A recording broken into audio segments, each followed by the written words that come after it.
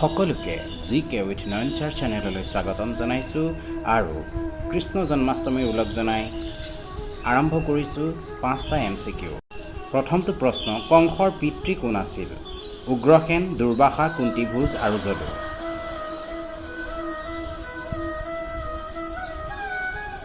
ইয়াৰ শুদ্ধ উত্তৰটো হৈছে ক, উগ্ৰসেন। উগ্ৰসেন। এসময়ত উগ্ৰসেনৰ পত্নী পদ্মাৱতীয়ে সংগীসকলৰ সৈতে হাবিত খোজকাঢ়িছিল।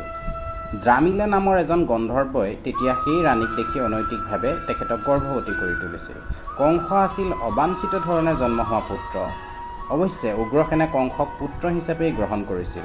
ৰজা উগ্ৰসেনক কাৰাগাৰত ভৰাই কংসই সিংহাসনত আৰোহণ কৰে। ভাগৱত 10ম স্কন্ধ। আগবাঢ়িছোঁ দ্বিতীয়টো প্ৰশ্নলৈ। কৃষ্ণক বসুদেৱে নন্দগৃহলৈ আনোতে কি নাগে সুৰক্ষা দিছিল?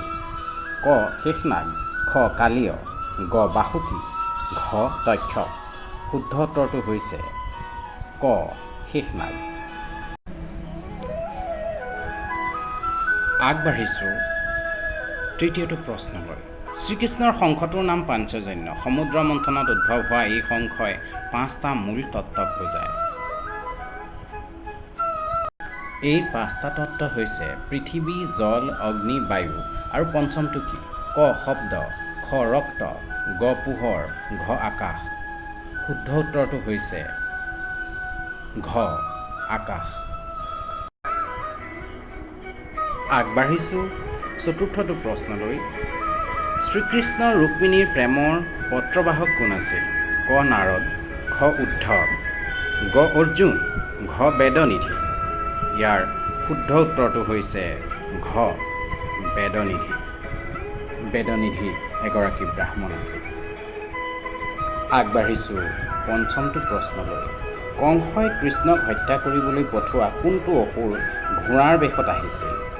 ক, কেশী, খ, শংখচূড়, গ, দ্বিবিদ আৰু ঘ, অঘ। শুদ্ধ উত্তৰটো হৈছে ক, কেশী। GK with NAYANSIR তৰফৰ পৰা পুনৰবাৰ জন্মাষ্টমীৰ শুভেচ্ছা জনাইছোঁ। লাইক, ছাবস্ক্ৰাইব আৰু শ্বেয়াৰ কৰক GK with NAYANSIR এই চেনেলটো। ধন্যবাদ।